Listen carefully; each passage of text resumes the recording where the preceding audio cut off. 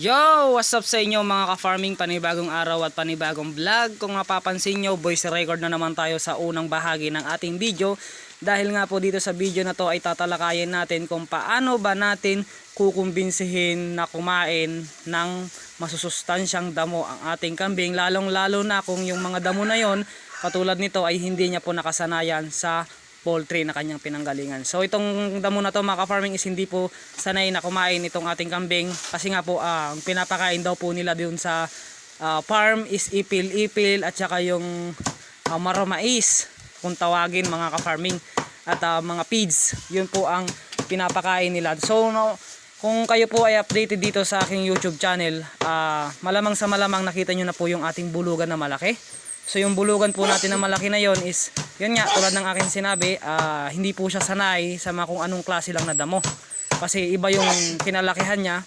Pero dahil kasi dito sa aking backyard, ay maraming damo na kung saan hindi niya nakasanayan. So yun ang ipapakain natin sa kanya. At unti-unti natin siyang kukumbinsihin kumain ng damo na mga hindi niya nakasanayan.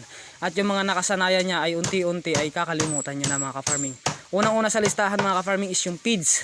So, hirap na hirap talaga akong iiwas sa kanya yung feeds dahil yun ang nakasanayan niya. So, magastos yun mga ka-farming. Dahil tayo ay backyard lamang at wala tayong malaking farm, wala tayong malaking budget. Kailangan natin kumbinsihin na 70% ay damo, 30% ay feeds mga ka-farming. So, itong video na to mapapansin nyo mga ka-farming as tinatadtad ko yung mga damo. Yan, tinatadtad ko itong damo na to na nakita lang natin sa gilid ng kalsada dahil ito ay marami sa atin at ito yung ipapakain natin. So, nung una mga ka-farming is ang hirap talaga pakainin. Makikita nyo mga ka-farming, hirap na hirap akong pakainin kahit ganyan yan. Pero yung kambing natin na iba ay gustong gusto niya yan. Gustong gusto nila yung klaseng damo na yan. Pero yung bower natin ay ayaw. Kaya, mahirap din talaga pagka hindi niya nakasanayan. So, ito yung step na kung saan mapipilitan siyang kainin. Ano nga ba yung ginawa ko rito kung bakit nakumbinsi natin siya na pakainin nito mga ka-farming. Kaya gusto ko tapusin mo tong video ko na to nang sa ganun naman mapanood mo at maintindihan mo ng gusto kung ano yung nilalaman ng video ko na to mga ka-farming. Dahil baka sakali ikaw din ay namumroblema sa iyong kambing para sa itong video na to. Sasanayin natin kung ano yung mga nasa paligid natin na marami. Kung ano yung available na damo dito sa paligid natin, kailangan natin siyang sanayin. Hindi ho natin susundin kung ano yung nakagisna niya dahil tayo rin po ang mahihirapan. So yan, tinatad-tad ko lang muna mga ka-farming kasi nga tayo nga po ay magpapakain. So sa pagtatad-tad naman mga ka-farming, kahit ito na lang ang pinaka-share ko sa kanyang trabaho, okay na yun kasi isa lang naman ang pagsasakatihan natin, yung bulugan lang natin na malaki, yung bower lang natin. Kaya okay lang sa akin to mga ka-farming. So tatatarin lang natin yan at mapapansin nyo, tapusin nyo tong video ko na to dahil sa dulo ng video at makikita nyo kung ano nga ba yung diskarte ko kung paano ko siya mapapakain nito mga ka-farming. Kaya panoorin nyo, tapusin nyo ang video ko na to mga ka-farming. At yun, subscribe na rin kayo sa aking YouTube channel mga ka-farming para nang sa ganun naman Kuya Don TV.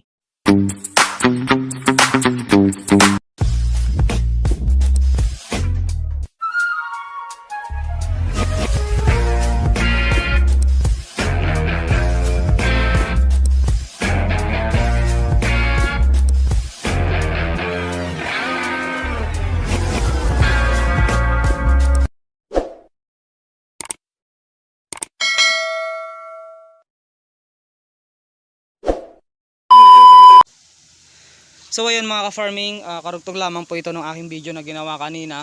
Ito nga po pala yung pinapakain ko sa kanya, sinachap ko pa po kasi nga ay hindi ko pa alam kung ano yung gusto niya talaga mga ka-farming. Pero sa feeds, gusto niya na ng feeds, yung dry feeds. Kaya lang ayaw kong sanayin siya sa dry feeds. Mapapansin nyo talagang ginugutom ko siya para kumain siya ng kumain, para masanay din siyang kumain ng damo mga ka-farming. Kasi kung ibibigay mo lahat ng luho niya katulad ng feeds, ano pa ba yung gusto niya, ipil-ipil, wala tayong mga ipil-ipil dito. Ang marami sa atin dito is yung mga ganitong klaseng damo yan. At kung ano yung nandito lang sa ating backyard, yun lang yung dapat na ibigay natin mga ka-farming. Kasi hindi natin siya pwedeng sanayin sa mga iba't ibang klase na feeds. Kasi nga iba't ibang klase na feeds at iba't ibang klaseng damo mga ka-farming. Kasi nga tayo lang din ang mahihirapan mga ka-farming. Kung mapapansin nyo mga ka-farming, ito kayang-kaya ko sanang patabain yan, lagyan ng laman. Kaya lang, yun nga, ang kinasanayan niya kasi mga ka-farming is feeds talaga. Kasi nga sa farm talaga siya galing. So ang gusto ko sanang mangyari mga ka-farming is masanay siyang kumain ng damo para pagka ipinastol ko siya sa umaga hanggang hapon, sa hapon bibigyan ko siya ng feeds. Kumaga parang pang merienda lang kasi. Ang nangyayari kasi umaga hanggang hapon ang kinakain niya feeds tapos konting damo lang. So babalik ta rin natin yung mga ka-farming sistema na yun. Ang dapat nakakainin niyang marami is damo at merienda niya na lang yung feeds mga ka-farming. Babalik ta rin natin, total malaki naman yung bulugan natin at kailangan lang natin siyang patabain. Pakita nyo mga ka-farming, kahapon ginutom ko siya at yung mapapansin nyo ngayon, ito yung mga sinayang niya kahapon mga ka-farming. Ito. Yan. So sinayang niya yung kahapon, pero may mapapansin mo, kumakain na siya. Kumakain na siya ng ibinibigay natin. Unti-unti lang yung ibinibigay ko kasi pagka pangmaramihan, pagka dinadamihan natin mga ka-farming is sinasayang niya lang din ulit. Kaya konti-konti lang. Yung kalahating batcha lang. Yan. Ito yung pinapakain ko sa kanya mga ka-farming kasi hanggang dito sa matitigas na parte ng damo na to ay kinakain niya. Ayan po, ayan. So ito yung dapat na sanayin natin. Kahit na ganito man lang sana masanay siya ay okay na. At gusto ko pa rin siyang sanayin na ipastol mga ka-farming dahil ito nga po ay galing sa farm. Gusto ko po siyang sanayin na ipastol. Para nang sa ganun naman, makamenos gastos tayo kasi kung ibipids natin siya, although mura pa naman ang pids, gusto ko kasi talagang sanayin siya. Kasi kung mapapansin nyo, pag ipinipids mo siya mga ka-farming, ganun yung poops niya. Oh. Yan oh. So para sa akin hindi normal yan kasi medyo may basa-basa. So yun nga, hindi naman siya totally may sakit. Kaya lang dahil po yan sa feeds, ayan, dahil po yan sa feeds, hindi na po poops yan ng kambing. Parang poops na yan ng aso, poops ng tao, ganun. So yan oh, kinakain niya lahat mga ka-farming. So ganun lang. Ganun lang po ang diskarte mga ka-farming. Gutumin nyo. Kala ko nga hindi pa siya kakain ngayon kasi kung hindi pa talaga siya kakain ngayon, gugutumin ko siya mga ka-farming. Gugutumin ko talaga siya. Pero isang araw lang natin siya na hindi pinakain mga ka-farming, ito na yung naging resulta mga ka-farming. Kinakain niya na yung mga gusto niya. Syempre, pagka ginutom natin siya mga ka-farming, is hindi natin siya ipapastol. Para no choice siya mga ka-farming. At syempre, pagka no choice siya, kung ano yung ibibigay natin, siya lang yung kakainin niya mga ka-farming. At doon na magsisimulang masasanay siya mga ka-farming. So sa pag-aalaga ng kambing mga ka-farming, diskarte lang talaga mga ka-farming. Hindi natin kailangan magmagaling. Ang kailangan natin ay pag-aralan kung ano yung habit habit ng ating mga alaga. So sanay na siya. Meron pa tayong tatadta rin doon, ipapakita ko sa inyo kung ano yung itinatadtad natin at yun yung ipapakain natin sa kanya mga ka-farming. Nakita nyo naman kanina, mayroon tayong tinadtad kanina. Yun, ito na yun mga ka-farming, ito na yung tinadtad natin. Yan. Nakita nyo sa simula ng ating vlog ay mayroon tayong tinadtad. Ayun po yung pinapakain natin sa kanya. Kailangan talaga natin siyang sanayin mga ka-farming. Hindi po pwede na siya yung masusunod sa gusto niya. Siyempre tayo din ang mahihirapan pagka hindi natin siya sinanay. So tatadta rin pa natin yun mamaya, papapakain natin. Tignan nyo, lubog na yung tiyan niya oh. Halos walang kinain. Pero mga ka-farming, pinorga na natin to mga ka-farming. Naporga na to. Pinorga natin to kaya all goods na.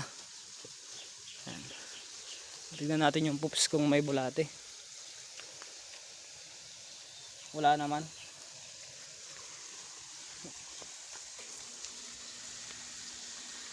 Po.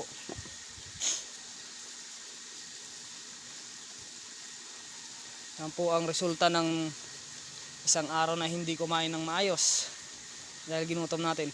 Ang susunod nito mga ka-farming ay sasanayin na rin natin siyang ipastol. Pero okay lang sana sa akin kahit na hindi na natin siya masanay na ipastol, yung kumakain lang sana siya ng ganito. Kasi nga tulad niya ng aking sinabi, pagka ipinastol mo kasi dyan mga ka-farming, baka makita rin ng hindi kasi sa pagdadamot din mga ka-farming. Syempre kaya nga tayo nagpursige na kumuha ng back para pansarili natin. So pagka merong magpapasampa, syempre kailangan din ng extra bayad kasi mga ka-farming, gumagastos din tayo, di ba? Gumagastos din tayo ng napakamahal para lang gumanda yung alaga natin, tapos sila magpapasampa lang ng libre. So walang ganun mga ka-farming. Kung native lang sana, kung mga upgraded, tulad dati nagpapasampa ako ng mga kambing ko, upgraded lang yung katulad ng buang, may buang ako dati, Ah, pagka may gusto magpasampa na kambing, libre lang. Pero ngayon hindi na po libre kasi kahit yung 300 pesos mga ka-farming to 500 pesos, hindi na po mabigat yun sa bulsa. Lalo na kung ang hadikain naman nila ay mapaganda ang kanilang mga alaga. So sa ngayon mga ka-farming, yun nga, nakabisado ko na siya at ang unang-unang gusto niya talaga ay feeds. Alam nyo mga ka-farming, pagka ito ay sinunod natin lang luho, binigyan natin ng feeds, hindi po ganyan ang tiyan yan, baka busog na po yan. Kaya lang ang iniiwasan din natin sa kakabigay ng feeds is baka magka-bloated. Ayaw ko pong magka-bloated ang ating kambing dahil hindi ko pa po na-encounter yung ganong klaseng sakit ng kambing at ayaw kong ma-encounter yun mga ka-farming. Kaya hanggat maaari, iwasan natin yung bloated. Nakukuha ang bloated sa mga feeds, kaya isa sa mga iniiwasan ko ay feeds. Pwede ako magbigay ng feeds, gusto ko yung basa, yung isinasabay sa tubig. Yan mga ka-farming.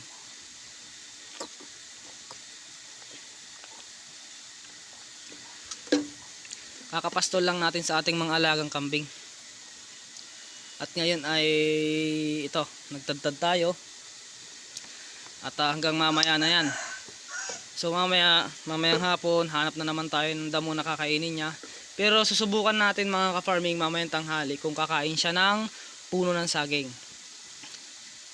Sanayin natin sa puno ng saging kasi ang puno ng saging naman mga ka-farming is hindi naman po masama sa kambing, kundi yun nga po ay deworm.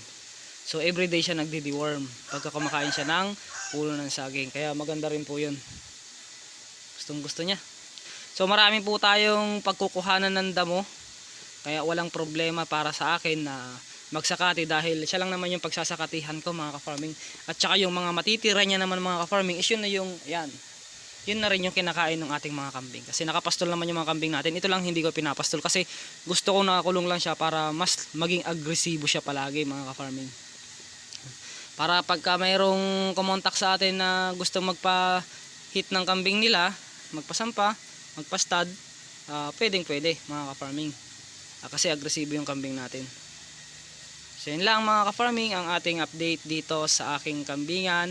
At sana may natutunan kayo. Diskarte lang po para masanay ang inyong kambing. Kung ano man yung gusto nyo na ipakain sa inyong kambing na sa tingin nyo naman ay maganda para sa kanila yon, gutumin nyo lang po ang diskarte. Hayaan nyo po silang, tiisin nyo po sila na magutom na ganyan. Kasi ang hadikain nyo naman ho ay ang mapakain sila ng gusto natin. Kung ano yung available sa ating kapaligiran, yun po yung ipakain natin mga ka-farming. Tulad nito, ginutom ko talaga siya. Ngayon ay kumakain na siya ng ating binigay na or tinadtad na damo. Yan po.